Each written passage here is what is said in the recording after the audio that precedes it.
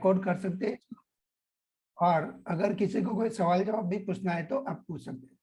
दूसरी बात होती है क्या इसके अंदर गुड मैनेजमेंट। अब गुड मैनेजमेंट का मतलब क्या हो गया कि बहुत बार है ना, बहुत चीजों से लोग ये समझने लगते हैं कि भैया इनका तो नाम है बहुत बड़ा, तो इनका मैनेजमेंट में कभी दिक्कत नहीं आ सकती। ऐसा कुछ नहीं है, बहुत सारे लोगों का बहुत मैनेजमेंट गलत हो जाता है और उसके बाद में उसका ड्रॉप फॉल इतना आता है ना कि वहां से वो रिकवर नहीं हो पाते।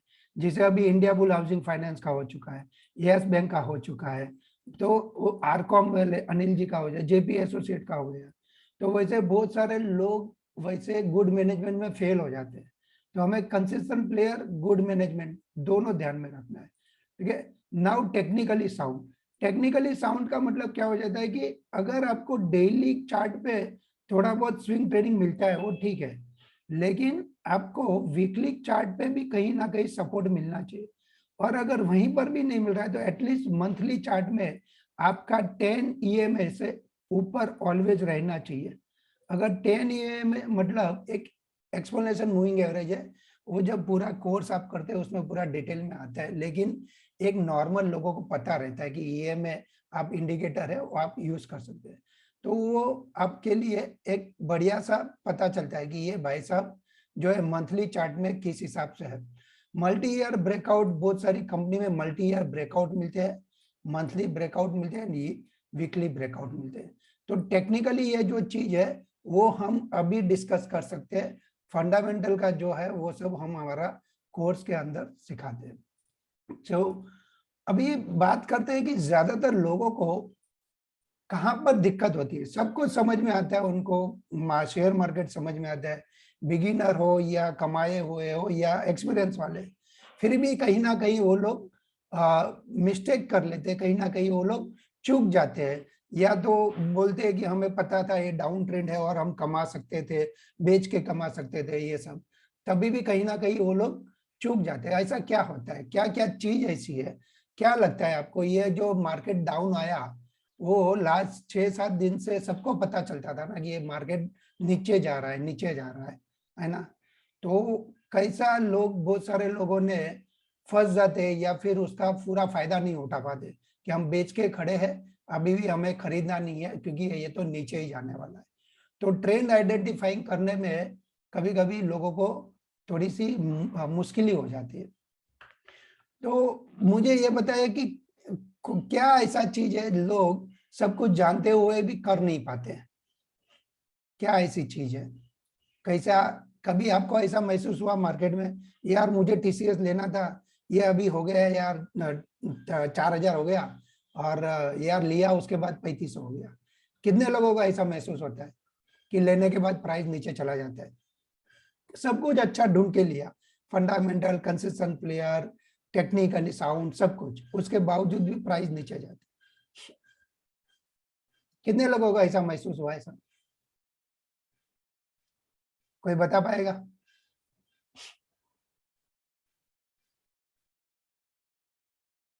हेलो, मेरी वॉइस पहुंच रही है ना आप तक?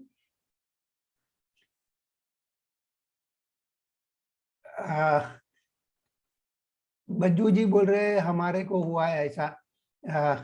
एवरीवन यहाँ पर लिख दिया इन्होंने, यस इनको भी हुआ है। चलिए एनीवे, तो क्या होता है ना, उसमें उसमें दिक्कत ये होती है कि हमारे जो इमोशन है उस पर भी अपना कंट्रोल नहीं रहता है। तो उसकी वजह से हम कभी कभी उस फेथ निकल देता है हमारा, अच्छी अच्छी कंपनियों से हमारा जो बिलीव रहता है, वो फेथ रहता है, ट्रस्ट रहता है, वो ट्रस्ट कहीं ना कहीं हमारा थोड़ा सा हिल जाता है, और उसके बाद में हम इमोशन की तौर पे हम उसमें से एग्जिट हो जाते हैं। फिर जैसे ही एग्जिट होंगे वो वापस 2-4-6 महीने के बाद देखेंगे तो अच्छा खासा रन अप कर जाता है। दूसरी बात क्या होती है, ह्यूमन एरर। जब आपको पता चलता है कि यहाँ पर एग्जिट होना है, आप उस चीज को वहां पर एक्सेप्ट नहीं करते, एग्जिट नहीं हो पाते। जैसे आप वहां से एग्जिट होंगे ना तो आपको वही वही कंपनी के स्टॉक आपको नीचे में मिलेंगे, लेकिन आप जानने के बावजूद भी आप एग्जिट नहीं हो पाते। तो वहां पर एक थोड़ा सा आपको एक एक्शन लेनी पड़ती है बरोबर से। और रिएक्शन, जो रिएक्शन टाइम का क्या होता है ना, जब मार्केट बढ़ रहा है तब हम तुरंत बाई नहीं करते और वेट करते हैं, और जब टूट रहा है तब भी हम तुरंत एक्शन नहीं लेते और वो सोचते हैं अरे एक दो कैंडल से क्या होएगा, फिर वैसा कर करके 10 दिन का नीचे चला जाता है, तो प्राइस आपका मान लो अभी 1500 का टाटा स्टील हो गया, मान लो 1200 रुपया, तो मुश्किल से आपका 10 से 20-30% टूट जाता है, हो सकता है 1100 भी आ गया। तो इस ऐसे माहौल में आइदर कंपनी पे आप फेथ रख सकते हैं, आइदर फिर आप पहले ही एग्जिट करके फिर जब उसका अप ट्रेंड आए तब ले सकते हैं, या फिर बहुत लोग क्या करते हैं डिसिप्लिन को फॉलो अप नहीं करते, तो एक डिसिप्लिन का भी इश्यू है, या फिर नॉलेज। दो चीज, एक है आपको नॉलेज आगे लेके जा सकता है, दूसरी बात क्या है, नॉलेज के साथ डिसिप्लिन होना चाहिए। ये जितनी भी बड़ी बड़ी कंपनी बनी ना, उन्होंने सब कुछ किया, बहुत कुछ नाम कमाया, पैसा भी कमाया, लेकिन कहीं ना कहीं उन्होंने डिसिप्लिन को फॉलो नहीं किया, और उसकी वजह से जब उनको दिक्कत होती है बिजनेस में और कहीं से रास्ता नहीं निकल जाए, तो फिर वो लोग डेब्ट बहुत बड़ी खड़ी कर देते हैं और धीरे धीरे उनका चुकाना मुश्किल हो जाता है और उनका बिजनेस जो है वो लॉस मेकिंग हो जाता है, या फिर लोग उसको निगलेक्ट करना चालू कर देते हैं। तो देखते हैं अब कहाँ पर कैसे हम निवेश कर सकते हैं, या फिर हमारे लिए एक टेक्निकल कौन सा ऐसा चीज है जहां से आप ट्रेंड को आइडेंटिफाई कर सकते हैं और जहां पर आप उसको खरीदने की कोशिश कर सकते हैं, या फिर आप वेट कर सकते हैं कि ट्रेंड मुझे कब पता चलेगा कि ये ऊपर जाने वाला है। तो गिरते मार्केट में सबसे पहले क्या देखना चाहिए, तो हमारे लिए पहला पॉइंट था वेयर टू इन्वेस्ट, तो वो एक करेंगे, और उसके बाद दूसरा पॉइंट है विच डेली सपोर्ट जोन है निफ्टी एंड बैंक निफ्टी, तो हम चार्ट के ऊपर चले जाते हैं। कितने लोग यहाँ पर चार्ट पे ट्रेड लेते हैं या फिर चार्ट को एनालाइज करने की कोशिश करते हैं?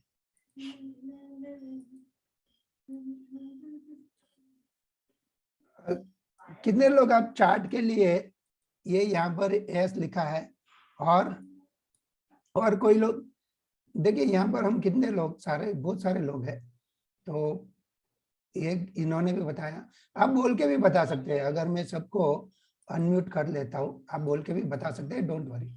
क्या होएगा 4 बजे से 6 बजे और संडे का बात करेगा ना, तो लोगों की नींद उड़ी हुई नहीं रहती है, लेकिन मार्केट उड़ा देता है लोगों की नींद। मार्केट जब उड़ा देता है ना नींद, तो हमें फिर अपॉर्चुनिटी ढूंढनी चाहिए। अगर हम अपॉर्चुनिटी ढूंढेंगे ना, तो मार्केट से पैसा बहुत सारा कमा सकते हैं। अभी जब मार्केट गिरता है ना, तो क्या होता है ना, लोग सोचते हैं कि हम कोई ऐसा सेक्टर जो सेफ सेक्टर है, जैसे फार्मा सेक्टर है या फिर एफएमसीजी सेक्टर है, लोग वहां पर बाइंग करने की अपॉर्चुनिटी ढूंढते हैं, ठीक है। तो बाइंग अपॉर्चुनिटी ढूंढने के लिए वेरी सिंपल वे क्या करना है आपको, वेरी सिंपल वे ये करो कि सबसे पहला आप कोई ईएमए का ये ले लीजिए, डेली का चार्ट लीजिए, फिर ईएमए का कॉम्बो ले लीजिए। ईएमए 50 एंड 100, 50 मतलब 50 दिन, 100 मतलब 100 दिन। जो कंपनियां 50 या 100 दिन का ट्रेंड ब्रेक कर देती है, तो वहां पर उसको नीचे रहने का चांसेस बढ़ जाता है, और 50 दिन के ऊपर जो कंपनी बढ़ जाती है ना, तो वहां पर उसको यूपर उठने का चांस ज्यादा रहता है। तो अगर आपने ये कॉम्बो बनाया, ठीक है, तो आप उस कॉम्बो का फायदा उठा सकते हैं। ये यूनिवर्सल लॉ है, ये बहुत सारे लोगों ने उसको इसके ऊपर वर्क किया है, तब जाके उन्होंने ये लॉ को फाइंड आउट किया है। तो अगर मान लो मुझे निफ्टी के बारे में सोचना है, ये निफ्टी का चार्ट है, ठीक है। अब निफ्टी के चार्ट में डेली मुझे ट्रेड नहीं लेना है, अगर मुझे कभी कभी ट्रेड मिलेगा, साल में, 2 साल में, 6 महीने में एक बार, तो वैसा मौका ढूंढना है। ये देखिए यहाँ पर निफ्टी का ये 50 की लाइन है और एक 100 की लाइन, ठीक है। अब आप यहाँ पर देखेंगे कि आपको क्रॉस ओवर मिला, आपने यहाँ पर बाय किया, एक बार आपके लिए इधर नीचे आया था, लेकिन एक ही दिन क्लोजिंग हुआ, बाद में वापस ऊपर आ गया।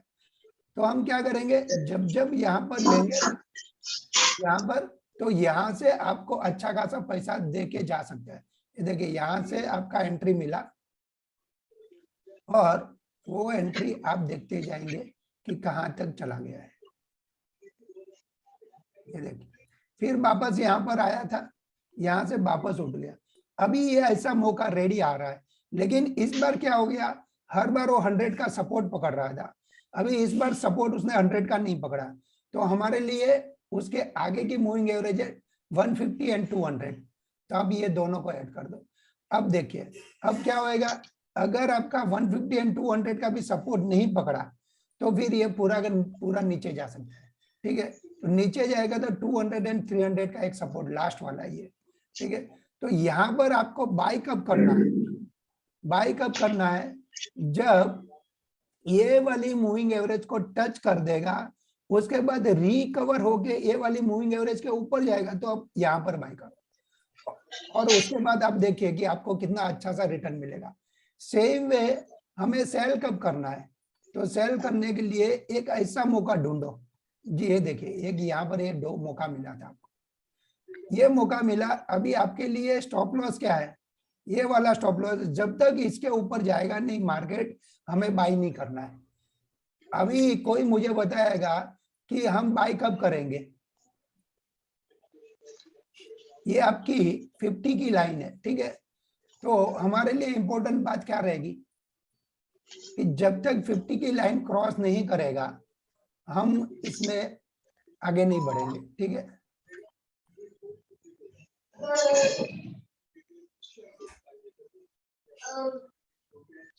निफ्टी के लिए सिंपल वे, निफ्टी का ट्रेंड कब चेंज हो पाएगा, कब ऊपर जाएगी, 50 की मूविंग एवरेज क्रॉस करेगा, हाँ तब जाके आप, हाँ यहाँ पर किसी ने लिखा, क्या लिखा है, how can we plot the EMA together 50 and 100। हाँ ये जलील जी इसमें वेरी सिंपल है, एक क्रॉसओवर का ही इंडिकेटर आता है EMA क्रॉसओवर, उसको आप चाहिए तो आप इसमें ढूंढ सकते हैं आपके फ्री वाले investing.com या फिर आपके ये वाले जो रहते हैं ना ब्रोकर के चार्ट उस पे। ठीक है, वो तो आपको मिल जाएगा, अगर नहीं मिला तो आप सेपरेट भी यूज कर सकते हैं सर, डोंट वरी। ठीक है, आप उसको सेपरेट भी यूज कर सकते हैं। और दूसरी बात क्या थी कि यहाँ पर हम दूसरी बात करेंगे, तो वो थी अपनी बैंक निफ्टी के बारे में बात कर लेते हैं कि अगर बैंक निफ्टी में अगर हम बात करें तो बैंक निफ्टी में हम क्या बात कर सकते हैं। चलिए अभी निफ्टी के बारे में किसी को कुछ पूछना है या कोई स्टॉक के बारे में भी,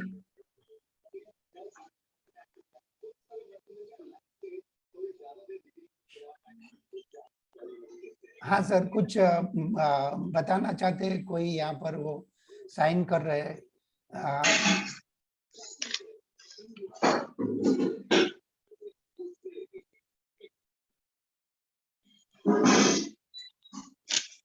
बताइए सर कुछ बोलना चाहते हैं, किसी को कोई सवाल है, कुछ पूछना है ऐसा।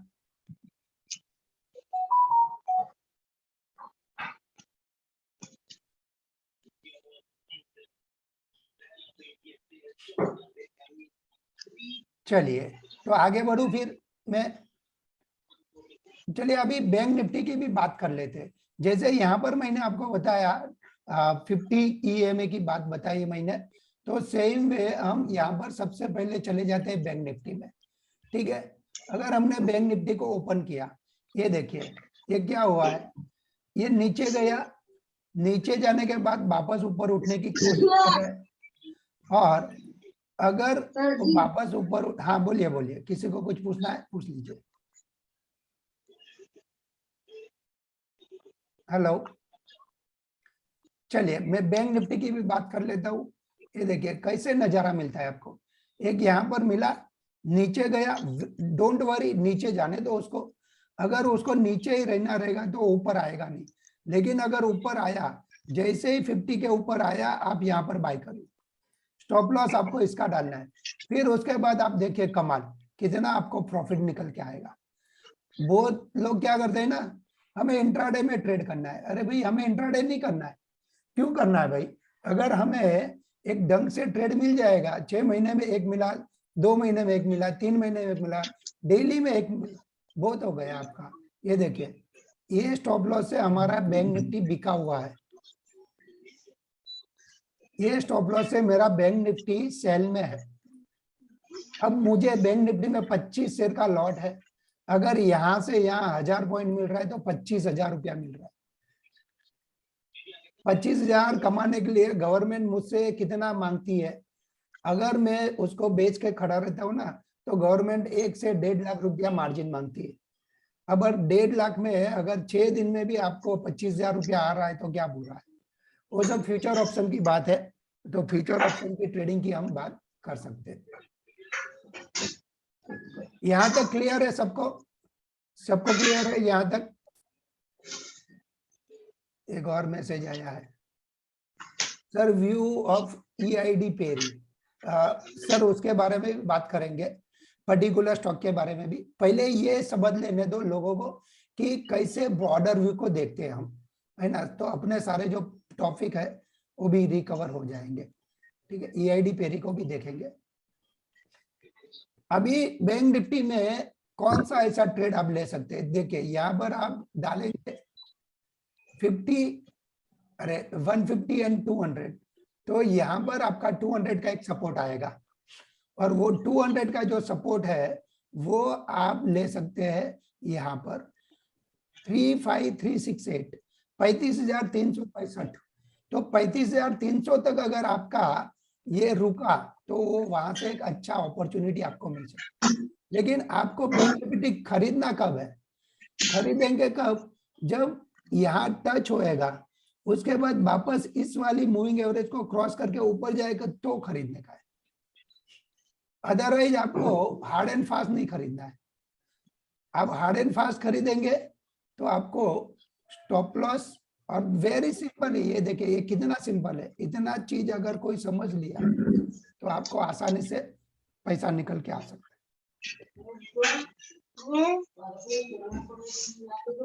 ठीक है, क्लियर है सबको ये? हाँ। हाँ। चलिए, अभी किसी भाई साहब ने क्या पूछा है, EID पेरी का पूछा है, please give suggestion for Tata power also. Tata power भी पूछा है, तो हम दोनों को यहाँ पर देख लेते हैं, टाटा पावर और एक EID पेरी।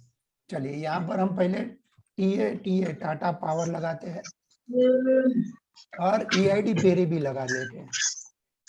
EID पेरी, अब ये EID पेरी, अभी एज पर daily chart EID Parry support पर कर रहा है यहाँ, उसको नीचे आने दो। अगर 50 के नीचे गए आप उसको 50 के ऊपर का स्टॉप लॉस डाल के नीचे में उसको एग्जिट कर सकते हैं। ठीक है, टाटा पावर की अगर बात करें, ये देखिए अभी टाटा पावर में अभी भी जान है। ठीक है, अब जान है तो वो क्या करेगा?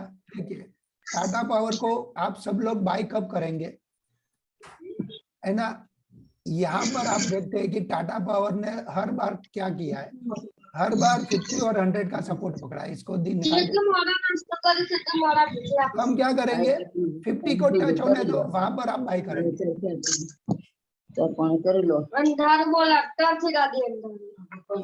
जब 50 टच करेगा और उसके नीचे आने की कोशिश नहीं करेगा तो हम 100 का स्टॉप लॉस से 50 यहाँ पर टाटा पावर बाय करेंगे। ठीक है, तो टाटा पावर को आप उस हिसाब से बाय कर सकते हैं। उसके अलावा आप देखेंगे कि इसी कंपनी की जो हमने निफ्टी बैंक निफ्टी की बात की या टाटा पावर की, तो आप उसको सबसे पहला वीकली का चार्ट देख लीजिए।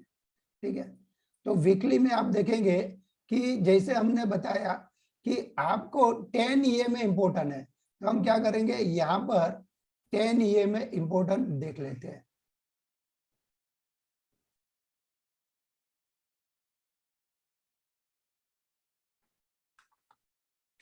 EMA आपके लिए इम्पोर्टेंट है। ठीक है, अगर 10 EMA इम्पोर्टेंट है तो जब तक आपका इसके नीचे नहीं जाता है एज पर वीकली में, तो आपको डरने की जरूरत नहीं है। तो सेम वे कोई भी स्टॉक मंथली में भी आप देख सकते हैं। मंथली में जब तक ये इसके ऊपर है 10 के ऊपर, तो ये यहाँ पर 100 एंड 150 को साइड पे कर देते हैं। देखिए जब तक 10 के ऊपर है आपको डरने की जरूरत नहीं है। अब दूसरी बात, बहुत लोगों को सर आईडीएफसी का बैंक पर कुछ सजेशन दीजिए।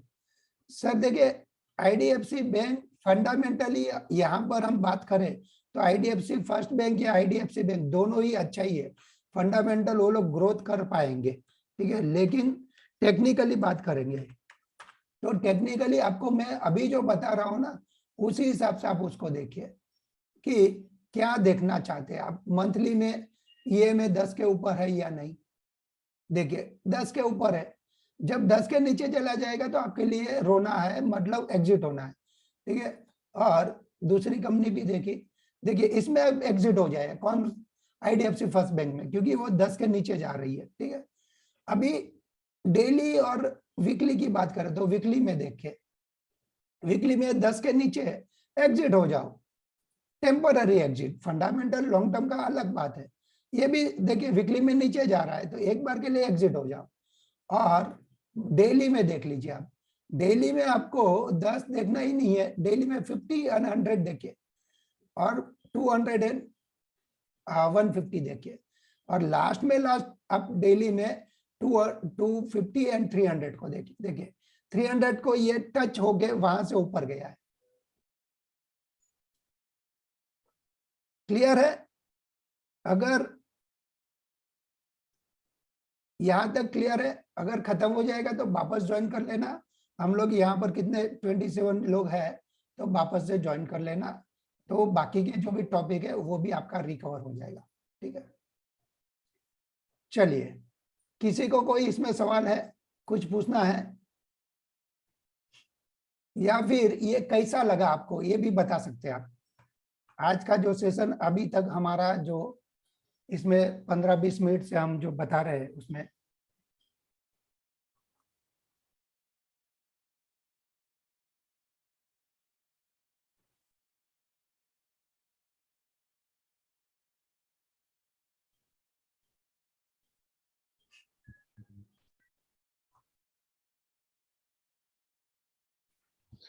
सर एक बात पूछूं? बोलिए ना सर। सर आपने जो बोला 50 EMA, 100 EMA, 150, 200, हाँ इसमें कौन सा EMA में सपोर्ट लेगा, कैसे पता चलेगा? सर देखिए वेरी सिंपल है, सपोर्ट के लिए क्या कर सकते हैं, मान लो ये वाला ब्रेक हो गया है अभी अभी यहाँ से, तो वो क्या करेगा, अगर उसको उठना नहीं रहेगा, जब उठना मतलब उसके ऊपर वो क्लोजिंग देना चाहिए, कोई भी ईएमए के ऊपर। मान लो यहाँ तक गिर गया, तो ये जो ग्रीन आया ना, वो ग्रीन इसके ऊपर क्लोजिंग दिया तो अपना हमारा स्टॉप लॉस इधर है, दूसरे दिन ही हो गया स्टॉप लॉस, डोंट वरी आप एग्जिट हो जाइए।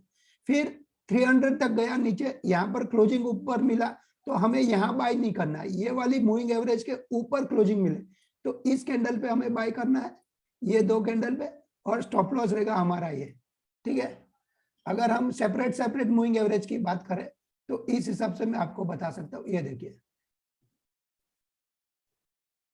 ये प्राइस अगर नीचे गिर गया, ठीक है, हमें कुछ सोचना ही नहीं है, हमारा स्टॉप लॉस कौन सा रहेगा, ये वाला, ठीक है। जब तक इसके ऊपर आएगा नहीं हम बाई नहीं करेंगे। अब दूसरी बात, अगर किसी ने इसको फॉलो किया, ठीक है, कोई सोचता ही नहीं यार अभी और नीचे सपोर्ट देखना है, तो आप लगा दीजिए, इसको पहले निकाल दीजिए, फिर इसको लगाइए, तो आपको पता चला कि आपका जो गिरते हुए आ रहा था इधर सपोर्ट पकड़ना चाहिए, लेकिन उसने क्या किया, एक ही दिन उधर सपोर्ट पकड़ा और ग्रीन बना, बाकी फटाफट नीचे आ गया, तो आपके लिए 150 200 आ गया। अब आपने देखा कि यहां पर भी कोशिश तो किया उसने ग्रीन कैंडल, लेकिन दूसरे दिन नीचे चला गया, तो हमारे लिए वो भी सपोर्ट। हम कब बाय करेंगे, अगर ये सपोर्ट टूटा, जो भी मूविंग एवरेज का सपोर्ट टूटेगा ना, जब उसके ऊपर क्लोजिंग नहीं देगा तब तक हम हमारे लिए वो स्टॉप लॉस है, हमारे लिए उसके ऊपर हमें खरीदना ही नहीं है, ठीक है। ये सिंपल लॉजिक है। अभी उसके बाद ये सपोर्ट है, तो उसके बाद जो सपोर्ट था वहां पर आप गए और वहां पर आपने देखा कि इसके नीचे तो ये सपोर्ट है, और वहां पर आप देखिए आपकी जीत हुई यहाँ पर कि इस वाली लाइन को क्रॉस करके इधर आपको मिल गया, और यहाँ की एंट्री धीरे धीरे जो आपकी दूसरी वाली मूविंग एवरेज थी 150, 200, 50, 100, ये किसी को भी पता नहीं सपोर्ट कहां पकड़ेगा। कोई भी अगर बोल देता है ना कि यहाँ सपोर्ट पकड़ेगा, मैं आपको बताऊं 7,500 की निफ्टी आई, उसके बाद में सारे लोग जो है ना ट्रेड करने के लिए गए, और तब बड़े बड़े लोगों को इधर बुला के टीवी पे बुला के पूछने लग गए भाई आपको अभी क्या लग रहा है। तभी अच्छे अच्छे लोगों ने भी बताया कि निफ्टी 6,000 दिख रही है, 6,000 की 8,000 18,000 आ गई है ना। तो क्या होता है ना वहां पर तो सारे कितने फंड मैनेजर 5,000 से 50,000 करोड़ के मैनेजर, HNI क्लाइंट बड़े बड़े, और बड़े ऐसे लोग जो लोग मार्केट में अगर कोई पोजीशन खड़ा करे ना तो लोगों को ऑपरेटर को हिला दे, ऐसे बड़े लोग भी वहां पर वो टाइम पे ऐसा बोल रहे थे। सिर्फ 2-3 लोग जो थे उन्होंने ये बताया था, झुनझुनवाला साहब जैसे लोगों ने विजय केडिया साहब जैसे लोगों ने कि हम लोग तो लॉन्ग टर्म में बिलीव करते हैं और हमारे लिए ये अपॉर्चुनिटी है। हम मार्केट की निफ्टी या बैंक निफ्टी को प्रेडिक्ट नहीं करेंगे, जिसको जहां जाना है जाने दो, हमें जो उस कंपनी में ग्रोथ लगता है उसमें हम पैसा लगाएंगे। तो ये मार्केट की स्टोरी हर बार होती है। तो हमें क्या करना है, सिंपल वे से बहुत सारी कंपनी में आपको ये वाला मौका मिलता ही है, कोई भी होने दो, ये तो मैं एक ही मौका बता रहा हूँ। और अभी देखिए जैसे ये नीचे गया, दोबारा इसके ऊपर आ ही नहीं रहा है, तो फिर आपको डरने की जरूरत है। अगर आपने इसके बाद में छोटी मूविंग एवरेज से काम किया तो इधर, और छोटी मूविंग एवरेज से काम किया तो इधर, तो कोई लोगों को एंट्री इधर मिली, किसी को एंट्री इधर मिली, हमारे जैसे को लास्ट वाले को इधर एंट्री मिली, उसके बावजूद भी हमें प्रॉफिट मिला है ना 6-6 महीना, 8-8 महीना, 1-1 साल, 2-2 साल। तो जब गिरता है गिरने दो, बढ़ता है बढ़ने दो। सिंपल वे से काम करेंगे ना तो आपको पैसा बनाने में कोई भी हरा नहीं सकता। सर एक और बात, हाँ, कोई लोग यूज करते हैं 8 day moving average, 10 day moving average, 20 day, 39 day, 50 day, इसमें अभी जो 150, 200, इसमें कौन सा द मोस्ट आई मीन ज्यादा यूज करना है? देखिए सर, सबसे पहले तो है ना आप ये डिसाइड कर लो कि आपको डेली टाइम फ्रेम में करना है, वीकली में करना है, या मंथली में करना है। Okay. अगर आपको वीकली में करना है उसके लिए आपके पैरामीटर चेंज होंगे, अगर आपको मंथली में करना है उसके आपके मूविंग एवरेज चेंज होंगे। अगर आपको डेली में करना है तो आप ज्यादा मत सोचिए, 50 और 100 को पकड़िए बस। डेली करना है तो 50 या 100 का मूविंग एवरेज। हाँ ठीक है। और अगर आपको इंट्राडे करना है तो इंट्राडे में आपको ये मेरे हिसाब से इंट्राडे में आप इसको कॉम्बो कर सकते हैं, इसको कॉम्बो कर सकते हैं, इसको कॉम्बो कर सकते हैं, और वो भी 1 मिनट चार्ट पे। ओके ठीक है। ओके। अभी देखिए कैसा होता है ना, अपना ट्रेड कैसा और अपना गोल कैसा रहता है। आपने अगर गोल कोई सेट किया है कि मैं यही ट्यूनिंग बनेगा तभी मैं ट्रेड लूंगा, तो आप उसी ट्यूनिंग पे काम करेंगे। रेडियो का फ्रीक्वेंसी का पता है आपको, रेडियो फ्रीक्वेंसी का कैसा है कि पर्टिकुलर वही ट्यूनिंग पे बैठेगा तो ही ढंग का उसका आवाज आएगा। तो आपको भी वो ट्यूनिंग जमाना है। अगर आपका वो ट्यूनिंग जम गया ना तो आपको लगेगा कि आप मार्केट में जब एंट्री करते हैं तभी प्राइस बढ़ रहा है, या फिर आप जब बेचते हैं तभी प्राइस नीचे जा रहा है, क्योंकि आपने क्या किया, कोई भी एक चीज को ट्यूनिंग फिक्स कर दिया। अभी इसमें बहुत सारा ट्यूनिंग है, इसमें ट्यूनिंग का मतलब कि स्ट्रेटेजी है, बहुत सारा स्ट्रेटेजी है। तो जिसको जो स्ट्रेटेजी समझ में आता है ना वो स्ट्रेटेजी को पर्टिकुलर उसी पे खेलते रहते हैं, उसी के ऊपर वो लोग खेलते रहते हैं। तो उससे क्या होता है ना, उनका घड़ी घड़ी ढंग से ट्रेड मिल जाता है और पैसा कमा लेते हैं ढंग से। और मार्केट का साइकोलॉजी क्या है, जहां पर ट्रेंड है ना वहां पर लोगों को ट्रेड नहीं लेना है, वो उल्टा समझते हैं। अरे उल्टा कौन सोचता है, जो लोग बोलते हैं ना कि आप गेटे बकरे के साथ मत चलो, आप अलग शेर की चाल चलो। तो भाई शेर की चाल चलने के लिए आपके पास फंड है क्या उतना, आपके पास नॉलेज है क्या उतना, आप क्या 10 साल 20 साल रुकने वाले हैं क्या। अभी टीटीएमएल मेरे पास 2008 से लेके 2011 का 63 का लेके पड़ा हुआ था, 3.5 रुपया हो गया नीचे में। आज जाके 10-12 साल 15 साल के बाद मुझे उसका कुछ रिटर्न मिल रहा है, वो अभी 100 रुपया तक आया। तो क्या अपनी ताकत है क्या ऐसा, अगर मैं 60 रुपये वाला 50 में निकल जाता तो 3.5 में नीचे में मिल सकता था मुझे। ये देखिए मैं आपको बताता हूँ टीटीएमएल, ये बीसीजी की लोग बात कर रहे हैं। बीसीजी भी मेरे पास 55 रुपीज का पड़ा था 3-4 साल पहले का, अब जाके मुश्किल से मुझे डबल टिबल पैसा हो रहा है ना। मैंने एक वीडियो बनाया बीसीजी से आप प्रॉफिट बुक करके निकलो, एक बंदे ने लिखा अरे तेरे जैसा लूजर मैंने देखा नहीं है। मैं बोला अच्छी बात है सर, जिसको पता है, जिसने ऑलरेडी 4 साल लेने के बाद उसको देखा है 5 रुपया, उसको तुम बोल रहा है तेरे जैसा लूजर। अब भाई क्या होता है ना, तुम्हारा अगर कोई एक आधा गेम चल गया इस हिसाब से तो तुम तो बोलेगा हाँ अच्छा है, लेकिन जब वो लोग गिरा के चला जाते हैं ना ऐसा, तभी ये देखिए इसको मंथली का चार्ट पे भी मैं दिखाता हूँ। ये देखिए मंथली के चार्ट में इधर कोई फंस गया है, ठीक है। अब उधर जो फंसा हुआ है उसका कब प्राइस आएगा, कितने साल के बाद आया, इधर जाके आया। तो यहां पर कब फंसा था मैं, ये देखिए 1 दिसंबर 2007, ठीक है। तो 1 जनवरी 2008, अब 2008 का प्राइस मुझे अभी टीटीएमएल में दिया, लेकिन अगर मैं इस मूविंग एवरेज को फॉलो करता तो मैं यहीं पर कहीं पर एग्जिट हो जाता, या फिर मैं स्विंग ट्रेडिंग भी कर सकता था। ट्रेंड